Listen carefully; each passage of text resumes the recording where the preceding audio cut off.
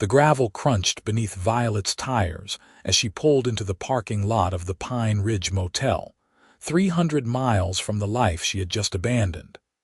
She cut the engine and sat in silence, her hand still gripping the steering wheel so tightly her knuckles had turned white.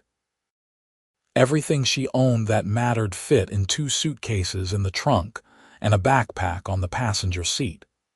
At 26, she was starting over with nothing but a broken engagement, a career she walked away from, and the desperate need to disappear. The motel looked exactly like the photos online, which meant it was clean but forgettable. Perfect.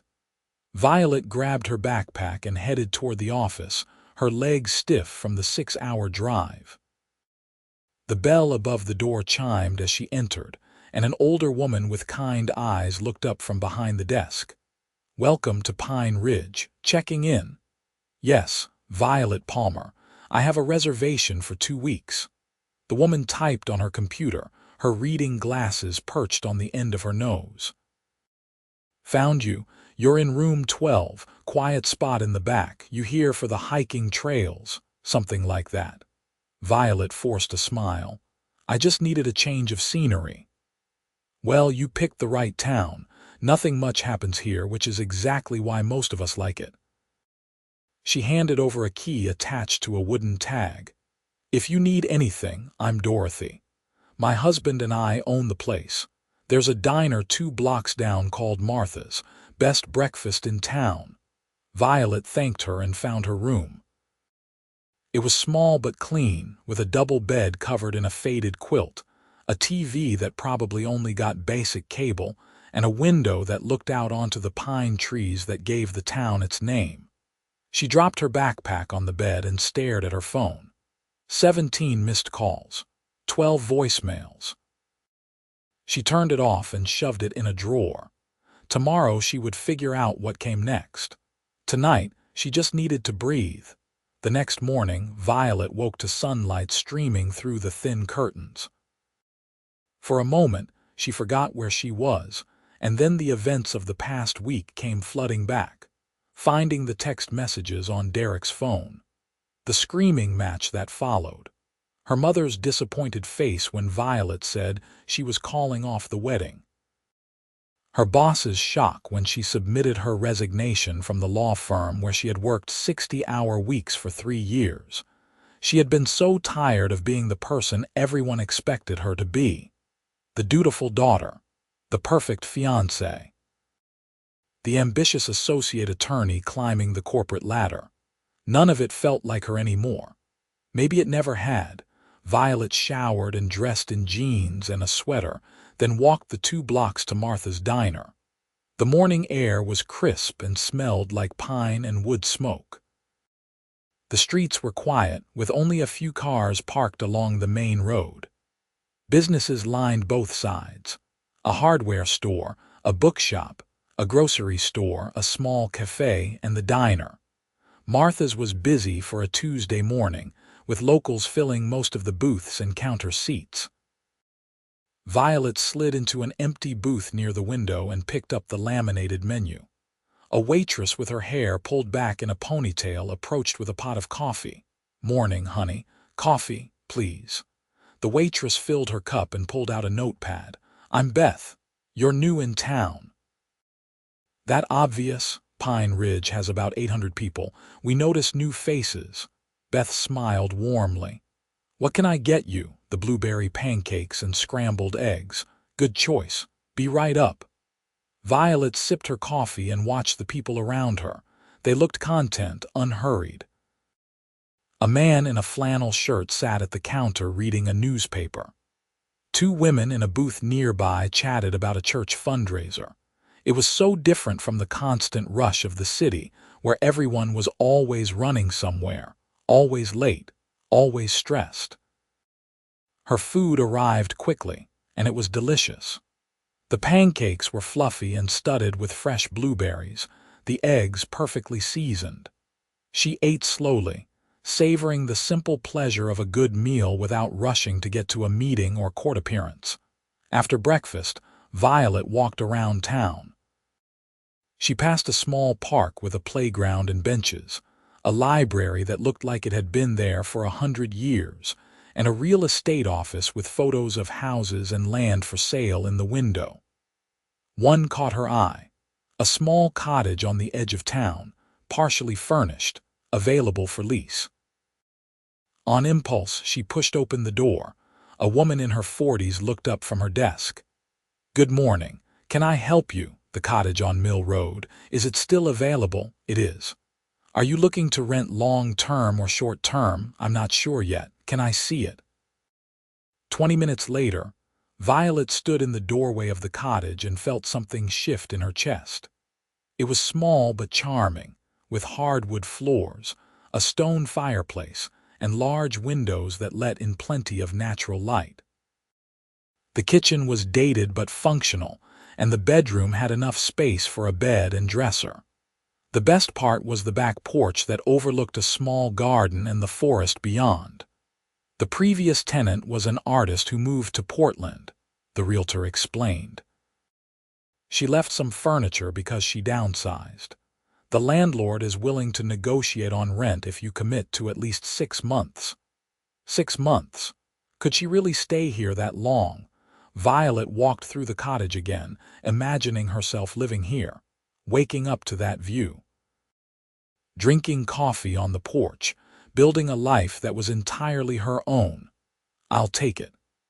The paperwork took a few days to process, during which Violet remained at the motel. She spent her time exploring the town, hiking the nearby trails, and sitting in the small cafe with a book. The cafe, called the Daily Grind, became her favorite spot. It was cozy and quiet, with mismatched furniture and shelves lined with used books for sale.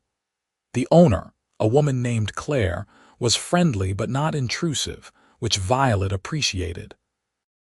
It was there, on her 4th morning in Pine Ridge, that she first saw him. He walked in just after 9, tall and broad-shouldered, wearing jeans and a canvas jacket. His dark hair was slightly overgrown, and he had the kind of strong jaw and serious expression that would have made her mother call him handsome in a rugged way. He ordered black coffee to go, paid in cash, and left without making small talk with Claire, who seemed unsurprised by his silence. "Who was that?"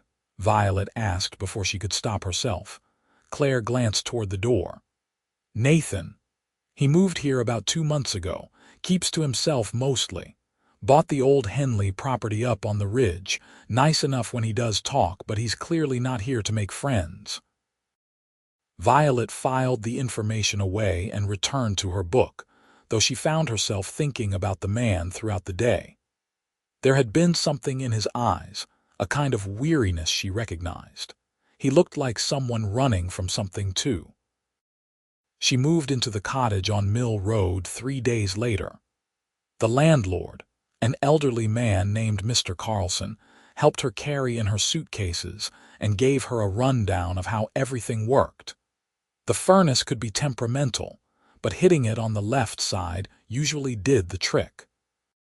The hot water heater was new. The neighbors were a retired couple who kept to themselves. That first night in the cottage, Violet made tea and sat on the back porch wrapped in a blanket, watching the sun set through the trees. For the first time in months, maybe years, she felt the tight knot in her chest begin to loosen. She still had no idea what she would do next, how she would make money or build a life here, but for now, just being away was enough. The next week passed in a quiet rhythm. Violet walked to the Daily Grind each morning, sometimes seeing Nathan there. He always came in, ordered the same black coffee, and left. They never spoke, but she noticed him, and she was fairly certain he noticed her too, though his expression never changed. She picked up a job waitressing at Martha's Diner 3 days a week. Beth had mentioned they needed help, and Violet figured she needed something to do and some income while she figured out her next move. The work was simple compared to practicing law, and there was something satisfying about it. The customers were friendly, the tips decent, and Beth was easy to work with. "You're good at this," Beth said one afternoon as they cleared tables together. "But you don't seem like someone who's waitressed before." "I haven't. I was an attorney before." Beth's eyebrows shot up. "Really? What made you leave that?" Violet wiped down a table, choosing her words carefully. "I realized I was living a life that made everyone else happy but me, so I left." "That takes guts." Beth squeezed her shoulder. "Good for you." It was during her second week at the diner that Nathan came in. Violet was refilling coffee for the regulars at the counter when the bell above the door chimed. She looked up and their eyes met for the first time. His were dark brown, intense, and for a moment neither of them moved. "Sit anywhere you like," Beth called out, breaking the moment. Nathan chose a booth in the back. Violet grabbed a menu and a glass of water, forcing herself to walk calmly across the diner. "Coffee?" she asked, setting down the water. "Please." His voice was deep, rougher than she expected. She filled his cup, acutely aware of how close she was standing. He smelled like pine and soap. "Do you need a minute with the menu?" "The burger, medium, fries, got it." She scribbled the order and turned to leave. "You're new," he said. She looked back. "So are you, relatively." His expression shifted slightly, almost a smile. "Almost. Fair enough." That was the extent of their conversation, but Violet thought about it for the rest of her shift. There was something about him that drew her in, a quiet strength mixed with a vulnerability he was clearly trying to hide. She recognized it because she felt the same way. Over the next few weeks, Nathan became a regular at the diner.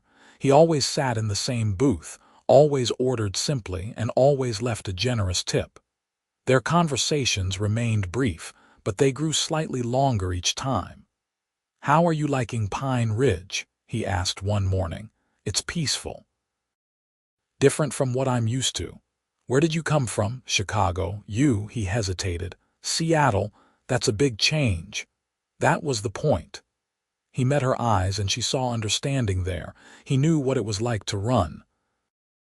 One afternoon in late October, Violet decided to hike one of the trails that led up to the ridge. The leaves were changing colors, painting the forest in shades of gold and crimson. The air was cool but not cold, perfect for a long walk. She had been hiking for about an hour when she heard the sound of chopping wood in the distance. Curious, she followed the sound until she reached a clearing. A large cabin sat at the edge, newly renovated with a wraparound porch and large windows. Nathan was in the yard, splitting logs with an axe. His jacket was off, his sleeves rolled up, and she could see the flex of his muscles with each swing. She should have turned back, but he looked up before she could. "Violet." He set down the axe, breathing hard. "What are you doing up here?" "Hiking. I didn't realize I was on private property." "You're fine. This trail cuts through my land, but I don't mind." He grabbed a towel from the porch railing and wiped his face. "Want some water?" She should have said no. Should have continued her hike. Instead, she found herself saying, "Sure." They sat on his porch steps, drinking cold water from mason jars. The view from the ridge was stunning, overlooking the valley and the town below. "This is beautiful," Violet said. "That's why I bought it." Nathan leaned back on his hands. "I wanted somewhere I could disappear." "I understand that feeling." He looked at her, really looked at her, and she felt exposed in a way that should have been uncomfortable but wasn't. "What are you running from?" The question was direct, but his tone was gentle. Violet considered deflecting, but something about the moment made her want to be honest. "A life that wasn't mine, an engagement that fell apart, a career that was eating me alive. What about you?" "A business I built from nothing that took everything from me. A family that wanted me to be someone I'm not. Expectations I couldn't meet." He paused. "I made a lot of money, lost a lot of myself in the process." "You're a millionaire." The question slipped out before she could stop it. He smiled, a real smile this time that transformed his whole face. "Is that a problem?" No, just surprising. You don't act like one. That's because I'm trying to figure out who I am without the money defining me. He stood, offering her his hand. Want to see the cabin? She took his hand, feeling the calluses on his palm. He pulled her to her feet easily, and for a moment they stood close enough that she could see the flecks of gold in his brown eyes. The cabin was stunning inside. Open concept, with high ceilings and exposed beams. The furniture was simple but well made, the kind that would last decades. A stone fireplace dominated one wall, and the kitchen looked like something from a magazine. Did you do all this yourself? Violet asked. Most of it. Hired help for the electrical and plumbing, but I wanted to do the rest with my own hands. Needed to prove I could build something real. He ran his hand along the kitchen counter. I made my money in commercial real estate development, bought properties, flipped them, built from the ground up, made millions by the time I was 30. But I realized I had never built anything for myself. Never created something just because I wanted to, not because it would make money. This is impressive. It's almost done, few more weeks of work. He looked around and she could see the pride in his expression. Then I don't know what I'll do, maybe that's the point. No plan, no pressure. They talked for another hour, sitting on his couch as the afternoon light streamed through the windows. He told her about growing up in a working-class family, how his father had worked in a factory for 40 years. How Nathan had been determined to make something of himself, to give his parents an easier life. How he had succeeded beyond his wildest dreams but lost himself along the way. His relationships had failed because he put work first. His friendships faded.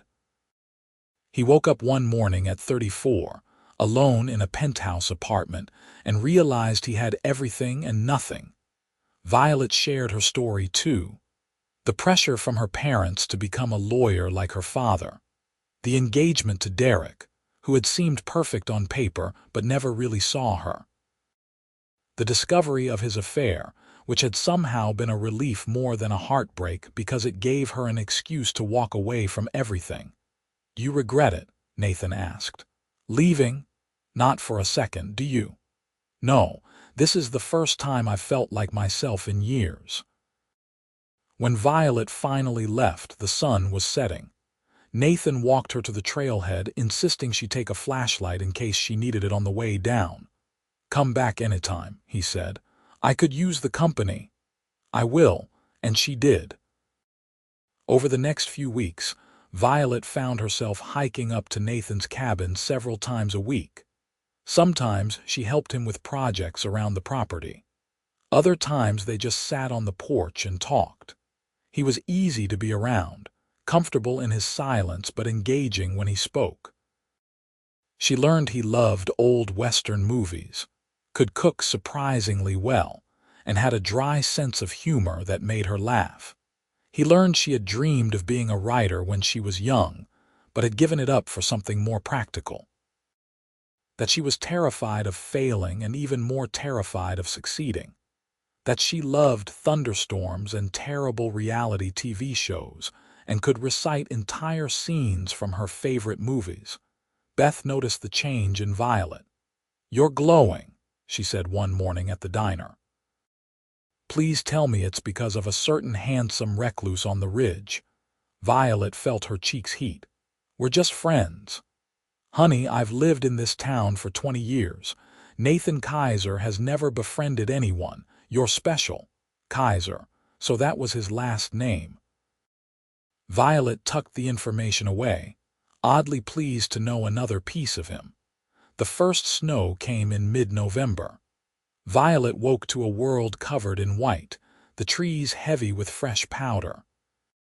She bundled up and walked to the daily grind, where Claire had the fireplace going and Christmas music playing softly.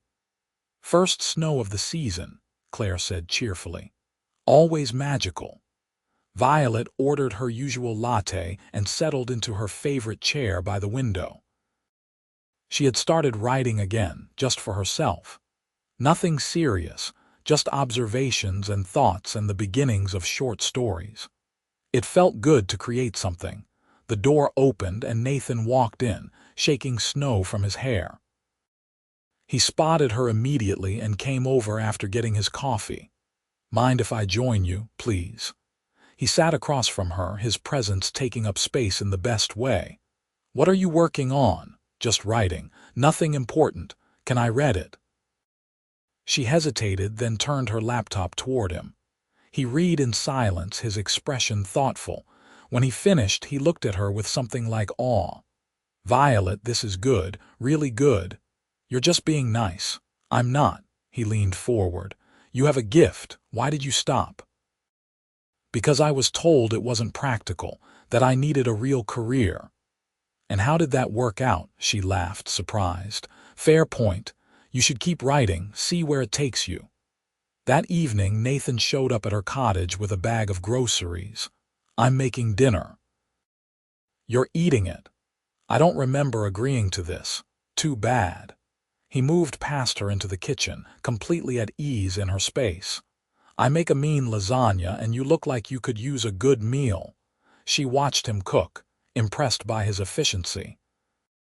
He moved through her small kitchen like he knew exactly what he was doing, layering noodles and sauce and cheese with practiced ease. "Where did you learn to cook?" she asked. "My mother. She insisted all her kids know how to feed themselves properly." He slid the pan into the oven. "I have 2 sisters, both married with kids. They think I'm crazy for leaving Seattle. Do you miss them?" "Sometimes, but I needed this. They understand even if they don't like it." He washed his hands and turned to face her. "What about your family?" "My parents are disappointed in me. My little brother thinks I'm brave but stupid. We're not really talking much right now." "That's hard." "It is, but I had to choose myself for once." They ate dinner at her small table, the lasagna every bit as good as promised. They talked about everything and nothing, the conversation flowing easily. Violet realized she was happy, genuinely happy in a way she had not been in years. After dinner, they sat on her couch with mugs of tea. The cottage was warm, the fireplace crackling softly. Nathan's presence felt natural, like he belonged there. "Can I ask you something?" Violet said. "Anything." "Why did you really leave Seattle, the whole truth?"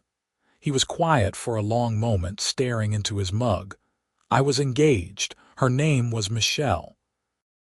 She was beautiful, successful, everything I thought I wanted. But she loved my money more than she loved me.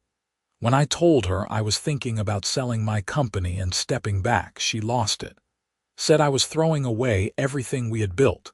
But we had not built anything. I had, and she just enjoyed the benefits."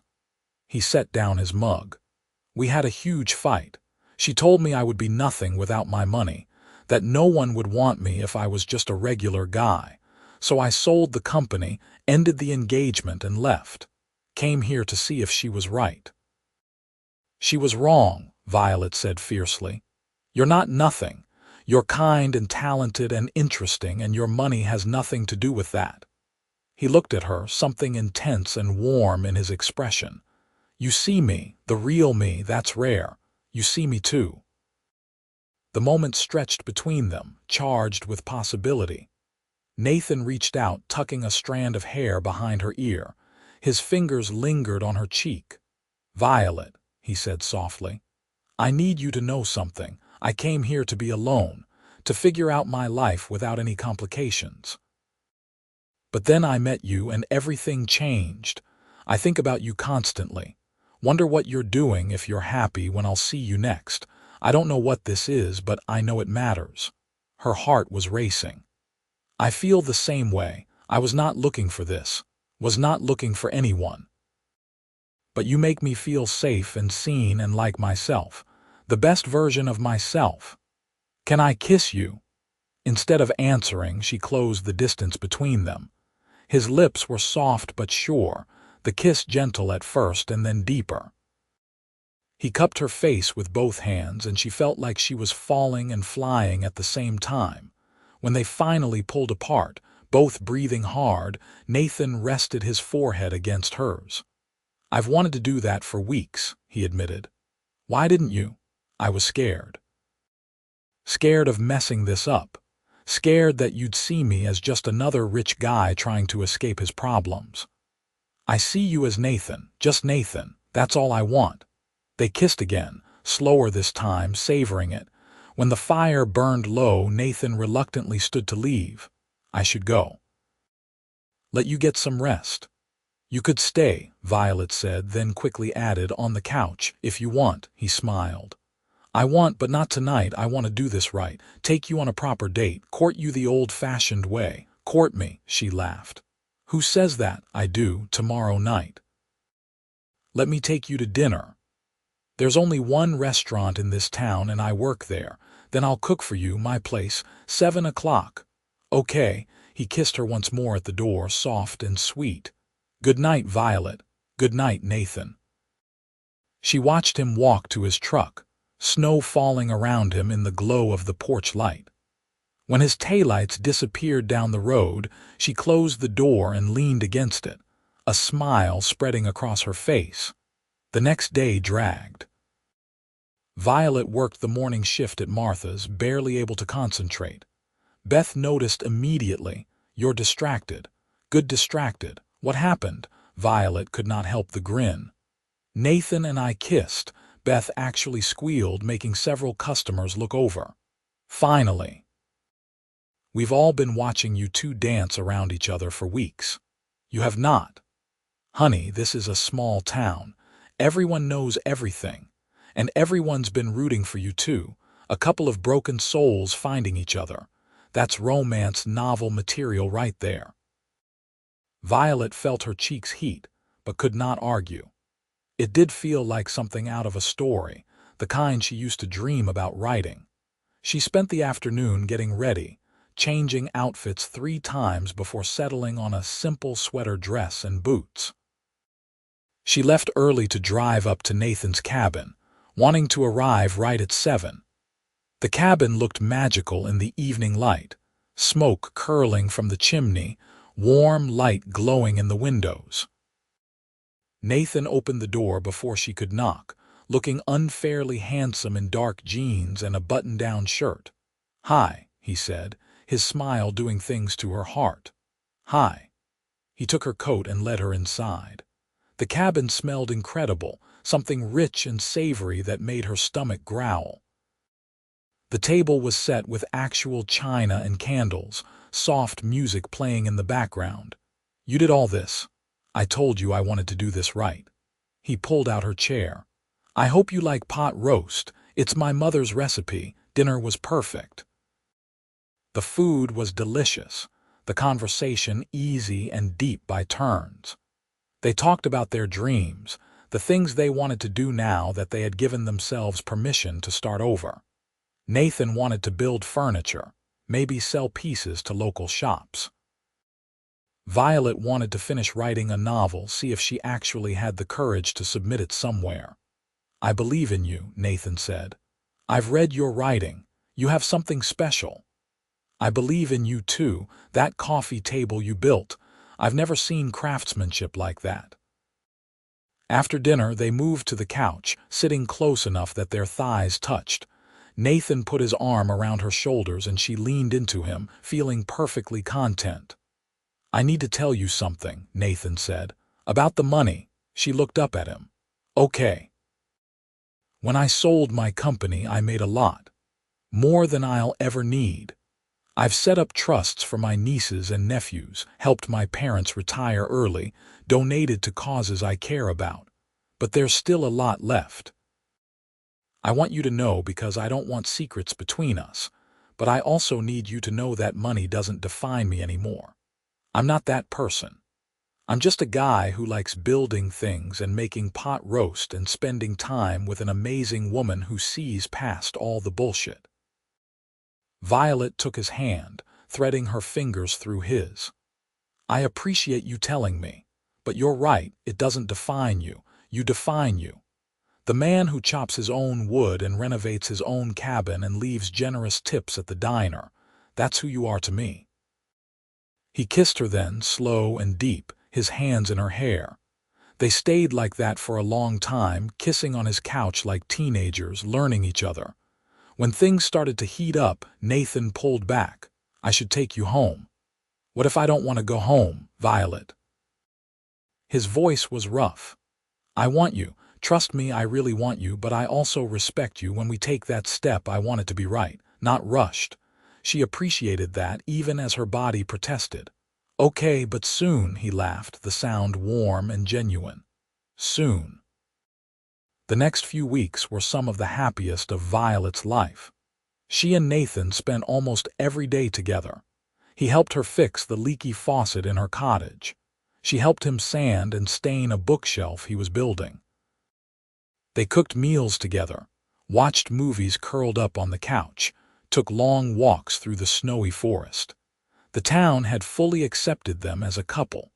Dorothy at the motel winked at Violet every time she saw her.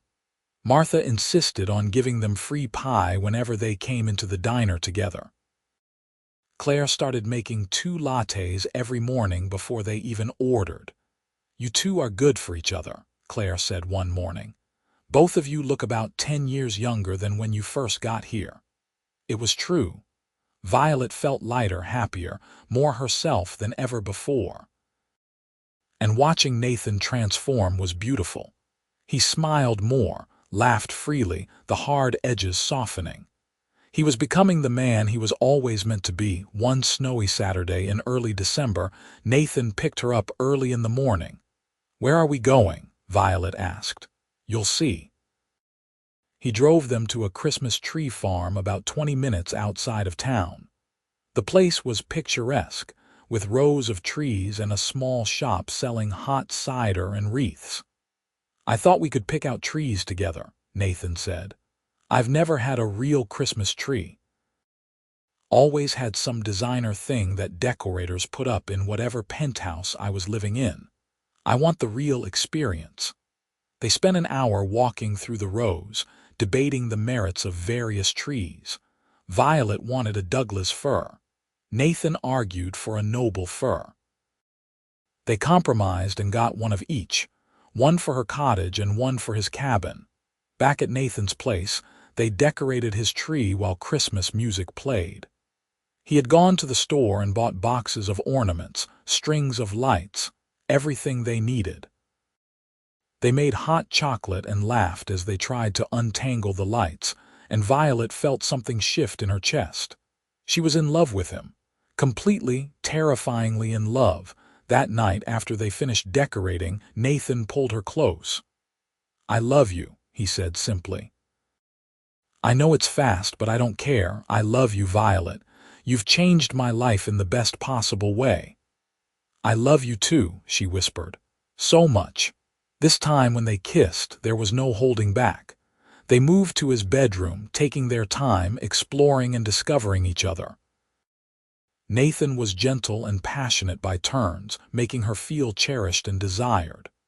Afterwards, lying tangled together in his bed, Violet felt complete in a way she never had before. "Stay," Nathan said, his arms around her. "Stay tonight, stay every night." "Okay." Christmas in Pine Ridge was magical. The town decorated every storefront, and there was a tree lighting ceremony in the park that the whole town attended. Violet and Nathan stood together, his arm around her shoulders, drinking hot cider and singing carols with everyone else. This was community, she realized. This was belonging. On Christmas morning, they woke up in Nathan's cabin to snow falling softly outside. They exchanged gifts by the tree. Violet gave him a leather journal, the kind with thick pages perfect for sketching furniture designs. He gave her a beautiful desk he had built himself, perfect for writing. "I want you to have a space that's all yours," he said, "where you can write without distractions." She burst into tears, overwhelmed by his thoughtfulness. He held her while she cried, understanding that these were happy tears, healing tears. January brought new beginnings. Violet finished the first draft of her novel, a love story about 2 people finding each other when they least expected it. She sent it to a few agents, not expecting much but knowing she had to try. Nathan finished a set of dining chairs that a shop in town agreed to sell on consignment. Within a week, someone bought them and commissioned a whole dining set. "I have a business," he said, sounding amazed. "A real business I built with my own hands." They celebrated at Martha's, where the whole town seemed to know about Nathan's success.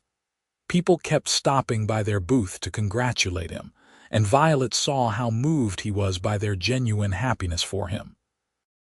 In February, Violet got an email that made her scream. An agent wanted to represent her book. "Nathan." She ran from her cottage to his cabin, not even bothering with a coat. "Nathan," he met her at the door, concerned. "What's wrong?" "Nothing's wrong. Everything's right. An agent wants my book." "Someone wants to represent me." He picked her up and spun her around, both of them laughing. I told you that you were talented." That night they celebrated properly, making love in front of the fireplace, wrapped in blankets and each other. Afterwards, Nathan propped himself up on one elbow, looking down at her with such love it made her chest ache. "Move in with me," he said. "Officially. Bring all your stuff here, make this our home." "Yes," she said without hesitation. "Absolutely yes." Spring came slowly to Pine Ridge, the snow melting to reveal green grass and wildflowers. Violet moved her belongings to Nathan's cabin, though there was not much.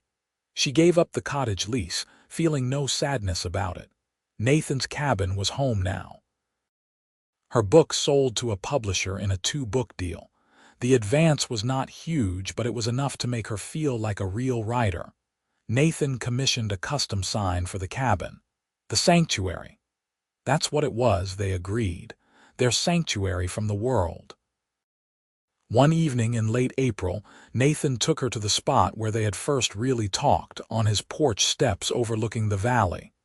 The sun was setting, painting the sky in shades of pink and gold. "I need to tell you something," he said, taking her hand. "When I came here, I was broken, lost. I had given up on the idea of happiness. And then I met you and everything changed. You taught me that starting over isn't about running away. It's about running toward something better, toward yourself, toward love." He got down on one knee, pulling a simple ring from his pocket. "Violet Palmer, I love you more than I knew it was possible to love someone. Will you marry me?" She was crying again, nodding. "Yes, yes, of course, yes." The ring was perfect, a single diamond on a silver band, elegant and simple. He slid it onto her finger and stood, kissing her as the sun set behind them. They got married in June in the town park, surrounded by the community that had embraced them both. Dorothy and her husband were there, along with Beth and Martha from the diner, Claire from the cafe, and dozens of other townspeople who had become friends. Nathan's family came from Seattle, his mother crying happy tears throughout the ceremony. Violet's parents came too, her mother admitting that she had been wrong to push so hard, that seeing Violet this happy made her realize what really mattered. The ceremony was simple, officiated by the town mayor. They exchanged vows they had written themselves. Nathan promised to support her dreams, to build her a life full of love and laughter. Violet promised to be his partner in all things, to remind him daily of the good man he was. When the mayor pronounced them husband and wife, the whole town cheered. They kissed as the sun streamed through the trees, and Violet felt like she was floating. The reception was held at Martha's diner, which they had closed to the public for the day. There was dancing and cake and toasts that made them laugh and cry. Beth gave a speech about watching two lost souls find each other and how Pine Ridge was lucky to have them.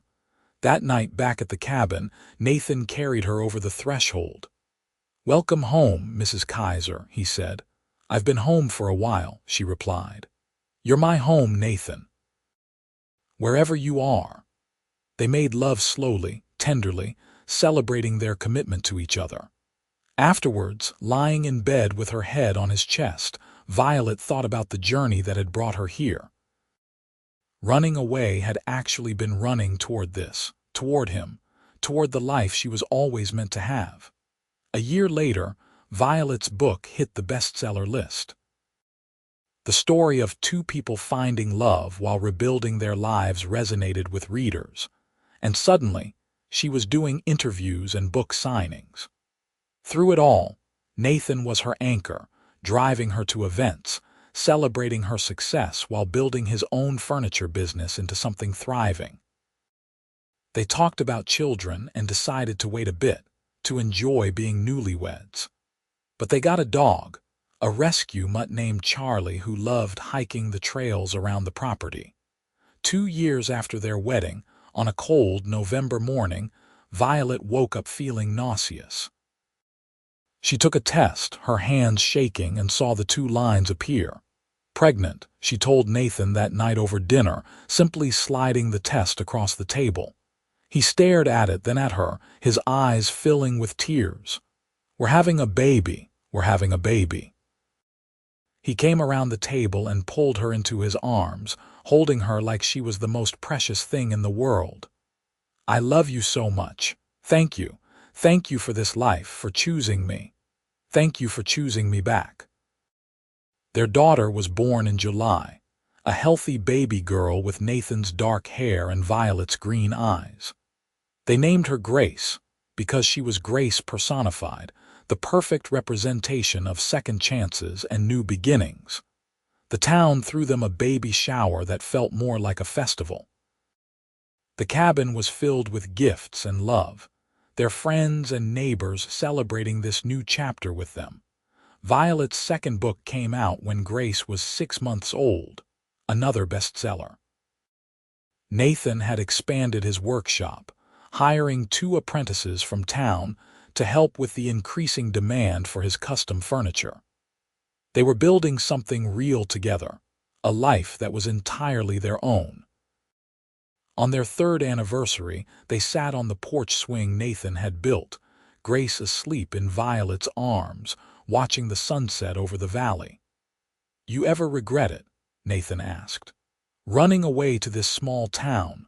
Violet thought about everything she had given up and everything she had gained. Her high-powered career was gone, but she had work she loved. Her old life was a distant memory, but this new life was everything.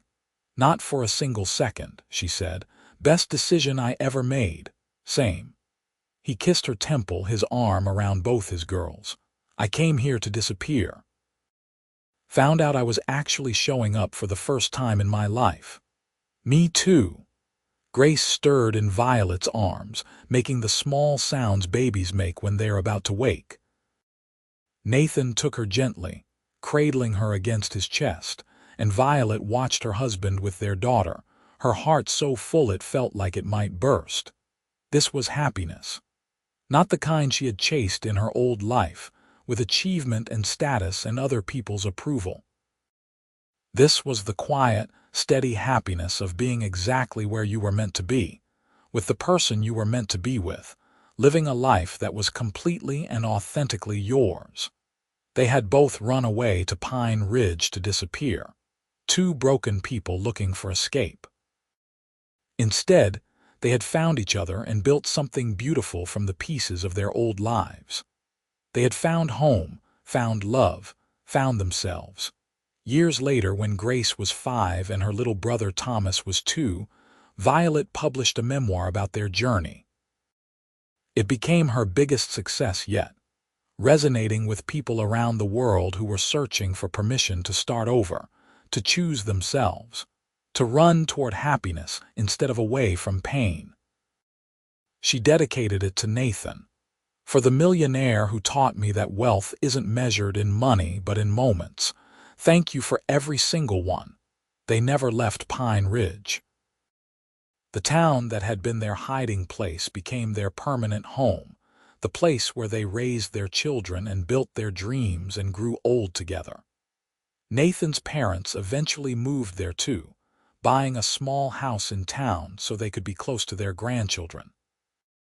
On their 25th anniversary, they hiked up to the spot where Nathan had been chopping wood the day Violet had accidentally wandered onto his property.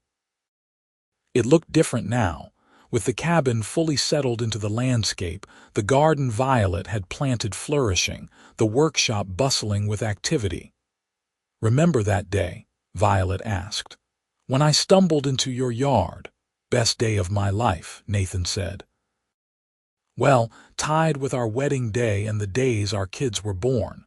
"Same." She leaned against him, comfortable in the way only decades together can create. "I was so lost back then." "So was I. Good thing we found each other." They stood there as the sun set, exactly where their story had really begun. Grace was away at college now, studying architecture, wanting to design buildings like her father built furniture.